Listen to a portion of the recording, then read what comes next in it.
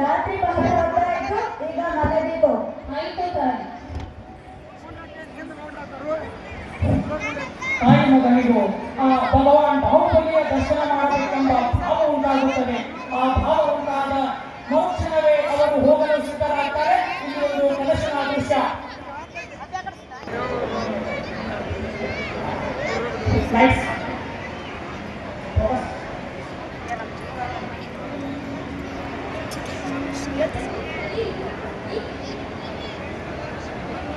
ಗಗನಾಪುರ ಎಲ್ಲಿದೆ? ಆ ಬಾಹುಬಲಿಯ ಪ್ರತಿಮೆ ಎಲ್ಲಿದೆ? ಬಾಲಾದೇವಿ, ಇದು ಕಲಿಯುಗ. ಈ ಯುಗದಲ್ಲಿ ಬಾಹುಬಲಿಯ ದರ್ಶನವು ಸಾಧ್ಯವಿಲ್ಲ. ಉತ್ಸರ್ಪಿಣಿಯ ಕಾಲದಲ್ಲಿ ಬಾಹುಬಲಿಯ ಎತ್ತರವು 12 ಪುರುಷ ಪ್ರಮಾಣ. ಇವನು ಮನ್ಮಥನ ಅವತಾರ. ಪ್ರಥಮ ಯುಗದಲ್ಲಿ ತಪಸ್ಸಿಗೆ ನಿಂತವನು. ಆ ಪ್ರತಿಮೆಯೇ ಬಾಹುಬಲಿ. ಆದರೆ ನೀವು ಹೋಗ ಬಯಸುವ ದೇಶದಲ್ಲಿ ಇರುವುದರಿಂದ ನೀವು ಅಲ್ಲಿಗೆ ಹೋಗುವುದು ವ್ಯರ್ಥ ಪ್ರಯತ್ನ ಮಾತ್ರ. ಹಾಗಾದರೆ ನಾವು ಬಾಹುಬಲಿಯನ್ನು ಕಾಣಲಾಗುವುದಿಲ್ಲವೇ ತಾಯಿ? ಸ್ವಾಮಿಯ ದರ್ಶನ ಆಗಲು ಸಾಧ್ಯವಿಲ್ಲವೇ ತಾಯಿ? ಈ ಯುಗದಲ್ಲಿ ಅಲ್ಲಿಯವರೆಗೆ ಹೋಗಿ ಆ ಪ್ರತಿಮೆಯನ್ನು ನೋಡುವುದು ಅಸಾಧ್ಯವಾದದ್ದು. ಆ ಬಾಹುಬಲಿಯ ಮಹಾಮಹಿಮೆಯನ್ನು ಕೇಳುತ್ತಿದ್ದರೆ ಅವನ ನೋಡುವ ಆಸೆ ಹೆಚ್ಚಾಗುತ್ತಿದೆಯಲ್ಲ.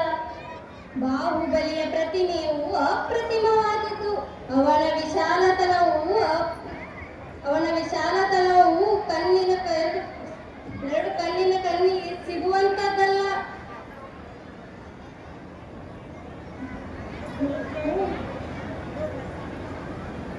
ಅವನ ವಿಶಾಲತನವನ್ನು ಕಾಣದ ಕಣ್ಣಿದ್ದು ಏನು ಪ್ರಯೋಜನ ತಾಯಿ?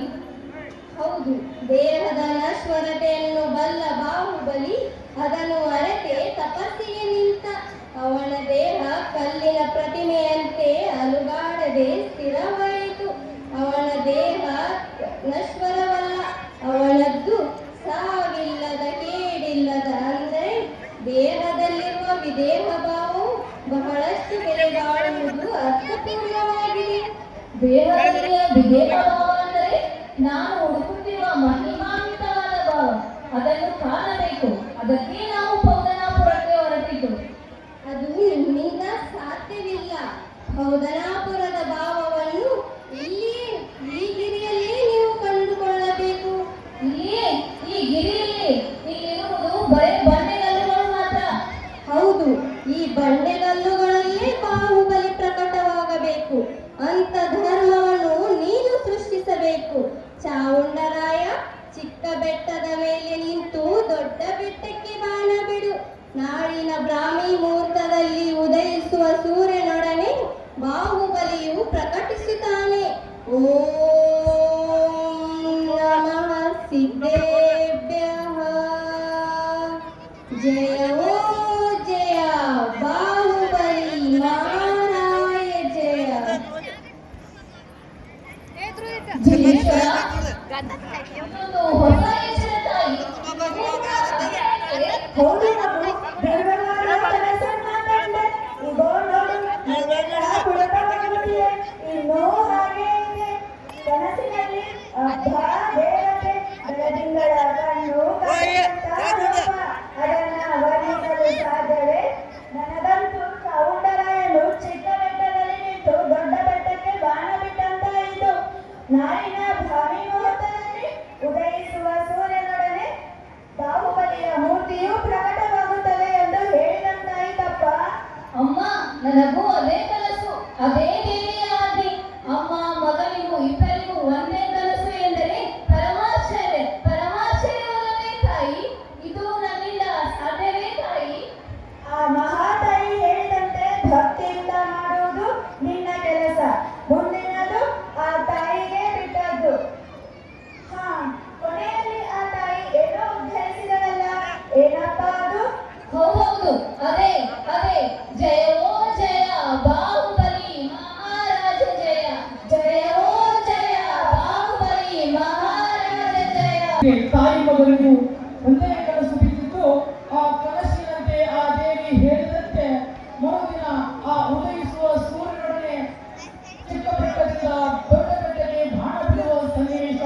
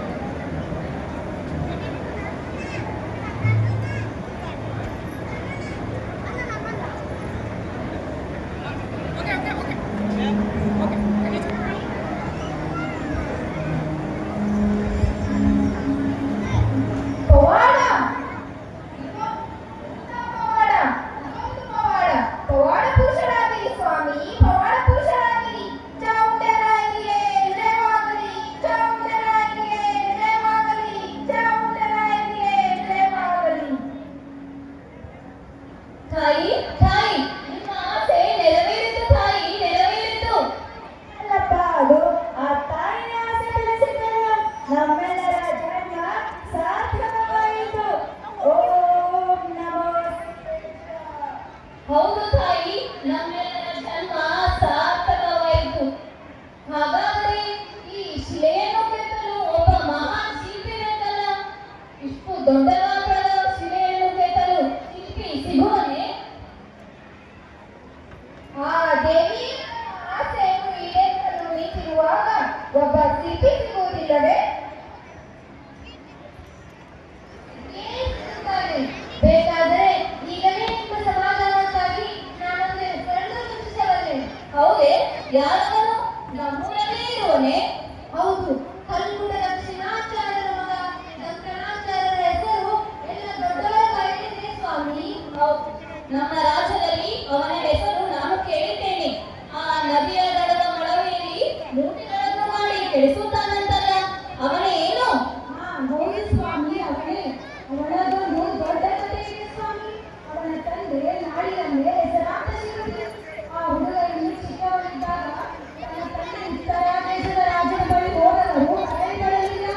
ಹುಡುಕುತ್ತಾ ತಾಯಿಯ ಬಳಿಗೆ ಹೋದಾಗ ಸಮಯದ ಬಳಿಕ ಇಬ್ಬರು ಭೇಟಿಯಾಗುತ್ತಾರೆ. ತಾನು ಮಾಡಿದ ದುರ್ಗಾದೇವಿಯ ಭವ್ಯವಾದ ಮೂರ್ತಿಯನ್ನ ಮಗನಿಗೆ ತೋರಿಸಿದ. ಸುಮ್ಮನೆಯವರ ಮಗ ಮೂರ್ತಿಯಲ್ಲಿ ಒಂದು ಕೊರತೆಯನ್ನು ಕಂಡುಹಿಡಿಯುತ್ತಾನೆ. ಇದನ್ನ ಕೇಳಿದ ತಂದೆಯು ಅವಮಾನಿತನಾಗಿ ತನ್ನ ಉಡಿಯಿಂದಲೇ ಎದೆಯಿಂದ ಸೇರಿಕೊಂಡು ಪ್ರಾಣ ಬಿಡುತ್ತಾನೆ. ಇದನ್ನ ಕೇಳಿದ ತಾಯಿಯೂ ಸುರಿಯುತ್ತಾರೆ. ಅಂದಿನಿಂದ ಇಂದಿನವರೆಗೂ ತಾನು ಬೆಳಗ್ಗೆಯಿಂದ ಸಂಜೆ ತನಕ ಸಂಜಾಗ ಕೆಲಸವನ್ನೆಲ್ಲ ಮುಗಿಸಿ ಮನೆಗೆ ಹೋಗುವ ಮುನ್ನ ಅದನ್ನು ಕೆಡಿಸಿರುತ್ತಾರೆ. ಮನೆ ಅಜ್ಜಿ ಆಸ್ಪತ್ರೆಯಲ್ಲಿದ್ದಾರೆ. ಅಜ್ಜಿಯ ಮಾತನ್ನು ನಾನೇ ಮಾಡಲ್ಲ. ಅಜ್ಜಿನೇ ಇದನ್ನ ಮಾತ್ರ ಒಪ್ಪಿಕೊಂಡ. ಆಯಿತು, ಅವನೊಮ್ಮೆ ಭೇಟಿ ನೀಡಿ ಆ ಶಿಲೆಯನ್ನು ತೋರಿಸಿ. ಅವನು ಮೂರ್ತಿ ಮಾಡಲು ಒಪ್ಪುವುದಾದರೆ ನನಗೆ ಬಂದು ತಿಳಿಸಿ. ಅಪ್ಪಣೆಯಾಗಲಿ ಸ್ವಾಮಿ.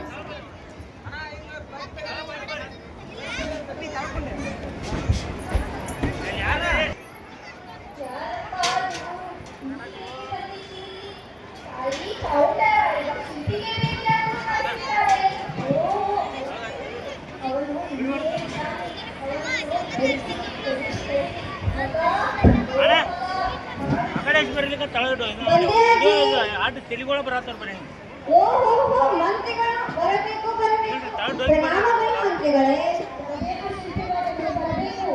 ನೀವು ಮೂರ್ತಿ ಮಾಡಲು ಒಬ್ಬರನ್ನು ಮಹದಾಸೆಯಿಂದ ಕಳಿಸಿದ್ದಾರೆ.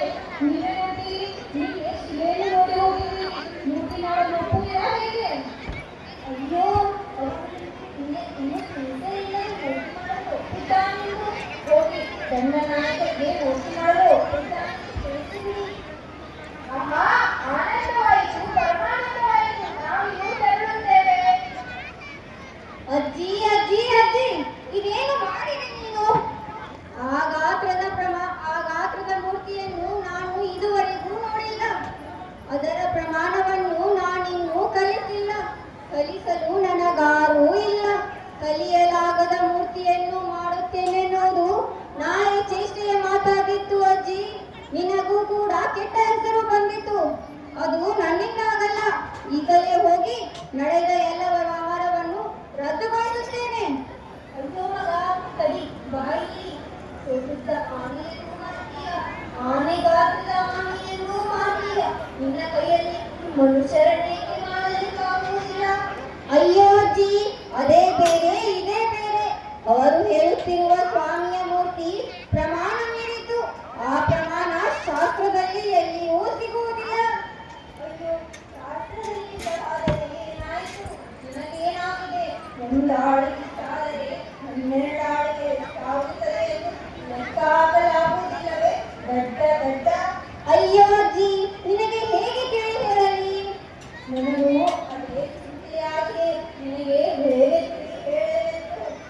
ನಿನ್ನ ಸರ್ಪವನ್ನು ನೋಡುವ ಕಣ್ಣು ನಿನಗಿಲ್ಲ, ಆದರೆ ನನಗಿದೆ ಅಲ್ಲ. ನಾನು ನಿನ್ನ ಸರ್ಪವನ್ನು ಕಾಣಬಲ್ಲೆ. ಹೋಗು, ನನ್ನ ನಾಯಕರಿಗೆ ಭೇಟಿ ಮಾಡುತ್ತೇನೆಂದು ತಿಳಿಸಿಬಿಡು. ನಿನ್ನ ಅಪ್ಪ ದೇಶದ ದೊಡ್ಡ ಶಿಲ್ಪಿಯಾಗಿದ್ದ. ನೀನು ಅವನ ಮಗ.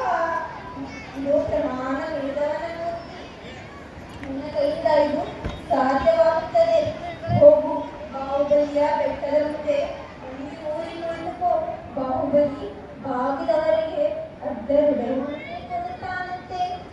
ಅವನಿಗೆ ನಿನ್ನ ಪ್ರಮಾಣದ ಗುಟ್ಟನ್ನು ಹೇಳು ಎಂದು ಕೇಳು.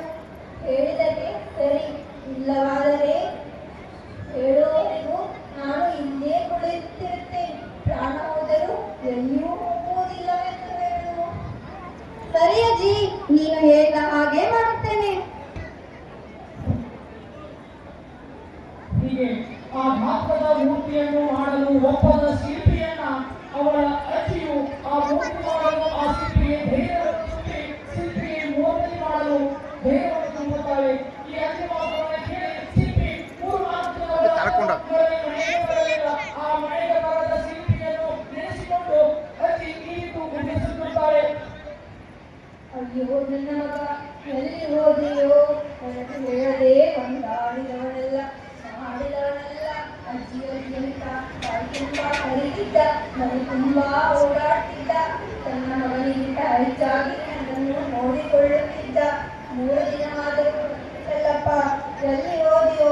ನನ್ನನ್ನು ದೂರ ಮಾಡಿ ಎಲ್ಲಿ ಹೋದೆಯೋ ಮಾರಾಯ? ಅಜ್ಜಿ, ಓ ಅಜ್ಜಿ, ಎಲ್ಲಿದ್ದೀಯಾ ಅಜ್ಜಿ? ಅಜ್ಜಿ, ಓ ಅಜ್ಜಿ, ಎಲ್ಲಿದ್ದೀಯಾ ಅಜ್ಜಿ?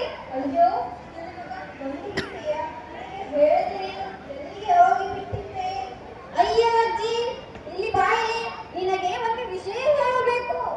ಆ ವಿಷಯ ಆಗಿರಲಿ, ನೀನು ಹಾಲು ಕುಡಿದು ಒಳ್ಳೆ ತಂಪು ಮಾಡಿಕೊ, ಆಮೇಲೆ ಮಾತನಾಡೋಣ.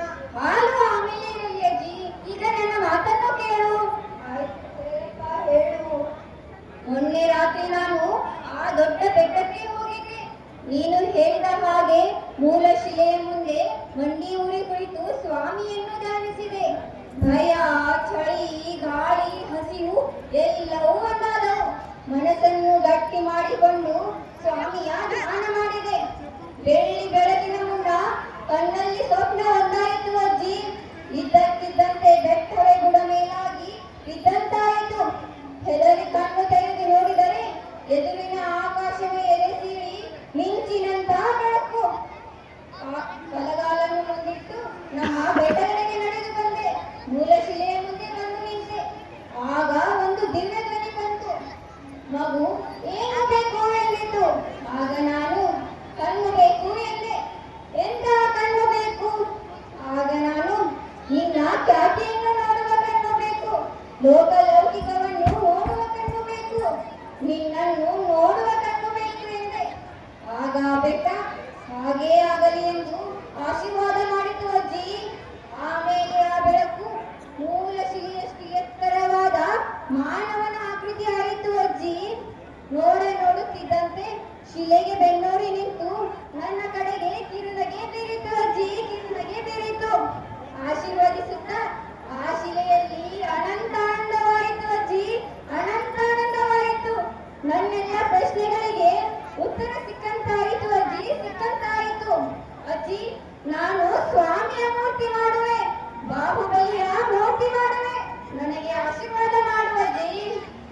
ನಿನ್ನ ಮಾತು ಕೇಳಿ ತುಂಬಾ ಆನಂದವಾಯಿತು, ನನಗೆ ತುಂಬಾ ಪುಳಕವಾಯಿತು. ಬಾಹುಬಲಿ ಭಗವಂತರು ನಿನಗೆ ಆಶೀರ್ವಾದ ನೀಡಿದರಲ್ಲ, ಅದಂತಹ ಭಕ್ತಿ ನಿನ್ನದು, ಅದಂತಹ ಪುಣ್ಯ ನಿನ್ನದು. ಇಂತಹ ಗೆಸ್ಟಿನ ಇನ್ಯಾರಿಗಾದರೂ ಸಿಗುವುದೇ? ಬಾಹುಬಲಿ ಭಗವಂತರು ನಿನಗೆ ಆಶೀರ್ವಾದ ನೀಡುತ್ತಾರೆ. ಹೋಗು, ನಿನ್ನ ಜನ್ಮ ಸಾರ್ಥಕ ಮಾಡಿಕೋ. ಸರಿ ಅಜ್ಜಿ.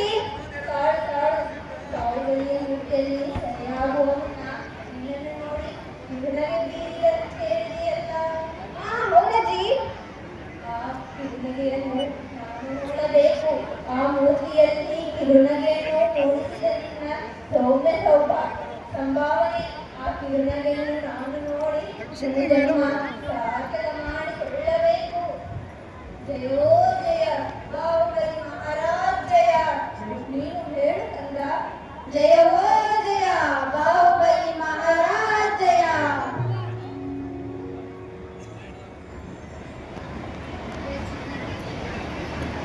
ಈ ರೀತಿಯಾಗಿ ಶಿಲ್ಪಿಯು ಮೂರ್ತಿ ಮಾಡಲು ಒಪ್ಪಿಕೊಂಡು ಆ ಮೂರ್ತಿ ಕೆತ್ತನೆ ಕಾರ್ಯವನ್ನು ನಡೆಸುತ್ತಾರೆ.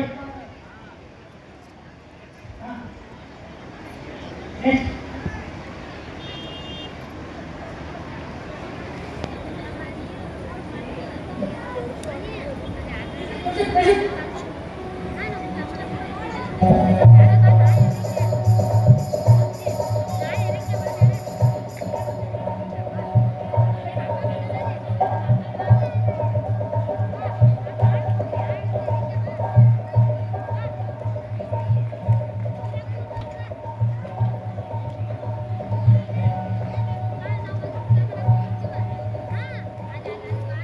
ರೀತಿಯಾಗಿ ಆ ಭಗವಾನ್ ಬಾಹುಬಲಿ ಮೂರ್ತಿಯ ಕೆತ್ತನೆ ಕಾರ್ಯವನ್ನು ಮುಗಿಸಿದ ಶಿಲ್ಪಿಯು ಆ ಶಿಲ್ಪಿಗೆ ಸನ್ಮಾನ ನೀಡಲು ಚಾಮುಂಡರಾಯರು ಸಭೆಗೆ ಕರೆಯುತ್ತಾರೆ. ಆ ಸಭೆಯಲ್ಲಿ ಆ ಶಿಲ್ಪಿ ಆ ಮೂರ್ತಿ ಕೆತ್ತನೆಯ ವರ್ಣನೆಯನ್ನು ಈ ರೀತಿ ಮಾಡುತ್ತಾರೆ.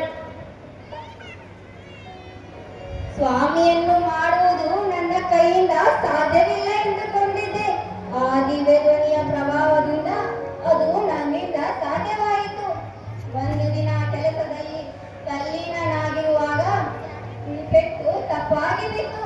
ಗಾಬರಿಗೊಂಡು ನನ್ನ ಕಣ್ಣಲ್ಲಿ ನೀರು ತುಂಬಿತು. ಭಯದಿಂದ ದೂರ ಸರಿದು ನಿಂತೆ. ನೋಡಲಾಗದ ನೋಟದಿಂದ ನೋಡುತ್ತಾ ನಿಂತೆ. ಆಶ್ಚರ್ಯ, ಪರಮಾಶ್ಚರ್ಯ. ಅಷ್ಟರಲ್ಲಿ ಸ್ವಾಮಿಯ ಮೂರ್ತಿಗೆ ದೃಷ್ಟಿ ತನ್ನಿಂದ ತಾನೇ ಮೂಡಿ ಬಂದಿತ್ತು. ಆಗಲೇ ನಾನು ನಿರ್ಧರಿಸಿದೆ, ನನ್ನೆಲ್ಲ ಉಳಿ ಚಾಣ ಕೊಡತೆ ಸುತ್ತಿಗೆ ಒಳಗೊಂಡು ನನಗೂ ಸಹ ಮುನಿದೀಕ್ಷೆಯನ್ನು ಕೊಡಬೇಕೆಂದು ಸ್ವಾಮಿಯ ಶಿಲೆಯನ್ನು ಕೇಳಿದೆ. ಸ್ವಾಮಿಯು ನನ್ನ ಸ್ವರೂಪ ದರ್ಶನ ಮಾಡಿರುವುದರಿಂದ ಸ್ವಾಮಿ ನಾನು ಮಾಡಿದ್ದು ಅವನ ಮೈಮೇಲಿದ್ದ ಅನಗತ್ಯ ಕಲ್ಲುಗಳನ್ನು ಕೆತ್ತಿ ತೆಗೆದದ್ದು ಮಾತ್ರ. ಅಂದರೆ ಸಿದ್ಧ ಪ್ರತಿಮೆಯಾಗಿ ನಿಂತವನ ಕಲ್ಲು ಸರಿಸಿ ಬೆಳೆಸಿದ್ದಷ್ಟೇ ನನ್ನ ಕೆಲಸ. ಸ್ವಾಮಿಯನ್ನು ನಾನು ಮಾಡಲಿಲ್ಲ. ನನ್ನ ನೆಪದಿಂದ ಸ್ವಾಮಿಯೇ ತನ್ನಂತಾನೇ ಸೃಷ್ಟಿಸಿಕೊಂಡ ಸ್ವಯಂಭೂ ಮೂರ್ತಿ. ಆದ್ದರಿಂದ ಸಂಭಾವನೆ ಎನ್ನುವುದು ಅವನಿಗೆ ಸೇರಬೇಕಾದದ್ದು. ನನ್ನ ಸಂಭಾವನೆ ಎನ್ನುವುದರು ಅವನ ತುಟಿಯಲ್ಲಿ ಕಿರುನಗೆ ಮೂಡಿಸಿದಾಗಲೇ ಅವನಿಂದಲೇ ಸಿಕ್ಕಿತು. ಇಗೋ ಅಲ್ಲಿ ನೋಡಿ ಚಾಮುಂಡರಾಯರು ಕೆತ್ತನೆ ಮಾಡಿಸಿದ ತಮ್ಮ ಮೂರ್ತಿಗೆ ಅಭಿಷೇಕ ಮಾಡಲು ಸಾಕಷ್ಟು ಪರಿವಾರವಾಗಿ ಬರುತ್ತಿದ್ದಾರೆ. ಇಗೋ ಅಲ್ಲಿ ನೋಡಿ ಎಷ್ಟು ವೈಭವದಿಂದ ಬರುತ್ತಿದ್ದಾರೆ. ಚಾಮುಂಡರಾಯರಿಗೆ ದೇವಾಗಲಿ, ಚಾಮುಂಡರಾಯರಿಗೆ ದೇವಾಗಲಿ, ಚಾಮುಂಡರಾಯರಿಗೆ ಸ್ವಾಗತ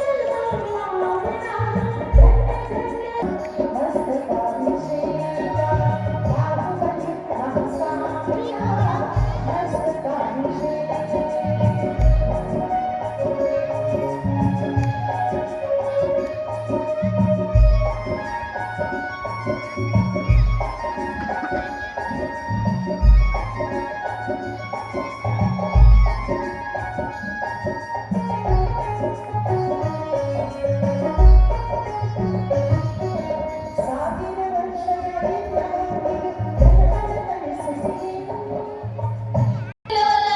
ನನಗಂತೂ ತುಂಬಾ ಗೊಂದಲವಾಗುತ್ತಿದೆ. ನಮ್ಮಿಂದೇನಾದರೂ ತಪ್ಪಾಯಿತೆ ತಾಯಿ? ಹೌದು ಮಗ, ನನಗೂ ಅದೇ ಚಿಂತೆ ಆಗಿದೆ. ಈ ಅಭಿಷೇಕ ಎಷ್ಟೇ ಮಾಡಿದರೂ ಪೂರ್ಣವೇ ಆಗ್ತಾ ಇಲ್ಲದ. ಆ ಮಹಾತಾಯಿಗೆ ಹೇಳಿದ ಹಾಗೆ ಎಲ್ಲವನ್ನೂ ಪಾಲಿಸಿದ್ದೇವೆ. ಆದರೂ ಏಕೆ ಅಭಿಷೇಕ ಪೂರ್ಣಗೊಳ್ಳುತ್ತಿಲ್ಲ? ಅದೇ ಗೊಂದಲಮಯವಾಗಿದೆ ನನಗೂ ಸಹ. ಎಷ್ಟೇ ಅಭಿಷೇಕ ಮಾಡಿದರೂ ಪೂರ್ಣವಾಗಲಿಲ್ಲ. ಆಗ ಚಾಮುಂಡರಾಯ ಮತ್ತು ಅವರ ತಾಯಿಯು ತುಂಬಾ ಗಾಬರಿಯಾಗುತ್ತಾರೆ.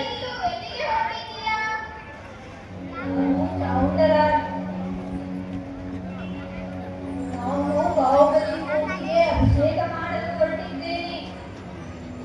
ಅಲ್ಲಿ ನೋಡಜ್ಜಿ, ಅಷ್ಟೆಲ್ಲ ಜನರು ಅಭಿಷೇಕ ಮಾಡ್ತಿದ್ದಾರೆ. ನಿಮಗೇನಾಗಿದೆ ಅಜ್ಜಿ? ನನಗೂ ಗೋವಿಂದರ ಅಭಿಷೇಕ ಮಾಡುವ ಆಸೆ ಇದೆ. ನನ್ನನ್ನು ಹೋಗಲು ಬಿಡಿ. ಬೇಡ ಅಜ್ಜಿ, ಬೇಡ. ಜನ ಸಮೂಹದಲ್ಲಿ ನಿನ್ನನ್ನು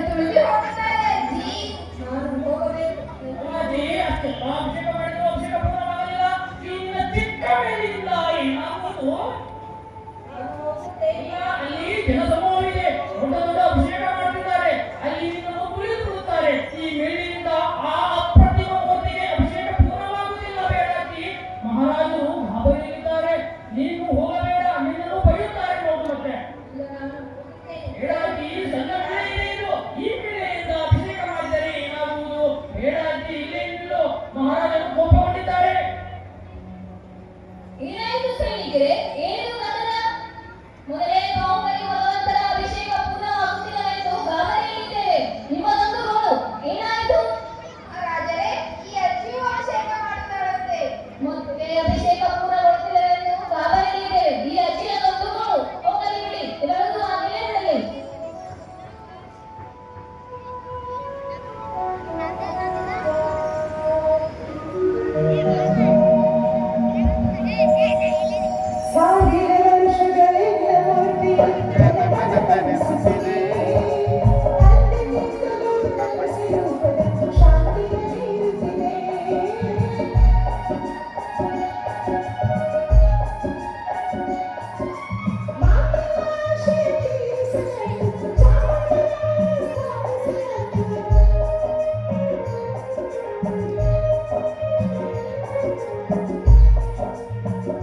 ಏನೇನು ಆಶ್ಚರ್ಯ?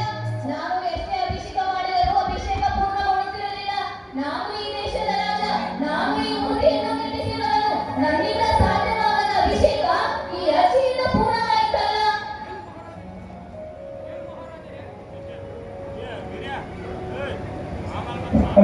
ಏನು ಮಹಾರಾಜರೇ, ನೀವು ಈ ಅದ್ಭುತ ಮೂರ್ತಿಯನ್ನು ಕೆತ್ತಿಸಿದ್ದೀರಿ, ನಿಮ್ಮಿಂದ ಪೂರ್ಣವಾದ ಅಭಿಷೇಕ ಈ ಒಂದು ಗುಳ್ಳಕ್ಕಾಯಿ ಅಜ್ಜೆಯಿಂದ ಪೂರ್ಣವಾಯಿತಲ್ಲ. ಏನಿದ ಅವಮಾನ? ನೀವು ದೊಡ್ಡ ರಾಜರು, ನಿಮ್ಮಿಂದ ಅಭಿಷೇಕ ಪೂರ್ಣವಾಗಲಿಲ್ಲ. ಅವಮಾನ? ನನಗೆ ದೊಡ್ಡ ಅವಮಾನ. ಈ ಮೂರ್ತಿಯನ್ನು ಕೆತ್ತಿಸಿದವನು ನಾನು. ನನ್ನಿಂದ ಸಾಧ್ಯವಾಗದ ಅಭಿಷೇಕ ಈ ಅಜ್ಜಿಯಿಂದ ಪೂರ್ಣವಾಯಿತಲ್ಲ. ಎಲ್ಲವೋ ಚಾವುಂಡರಾಯ, ನಾನೇ ಕುಷ್ಮಾಂಡಿನಿ ದೇವಿ. ಧರ್ಮ ರಕ್ಷಕನಾದ ನೀನು ನಿನ್ನಲ್ಲಿ ದುರಹಂಕಾರದ ಭಾವ ಬರಬಾರದೆಂದು ಈ ವಿಸ್ಮಯವನ್ನು ಮಾಡಿದೆ. ಗುಳ್ಳಕ್ಕಜ್ಜಿಯ ರೂಪದಲ್ಲಿ ಬಂದು ಅಭಿಷೇಕ ಪೂರ್ಣವಾಗಲು ಸಾಕ್ಷಿಯಾದೆ.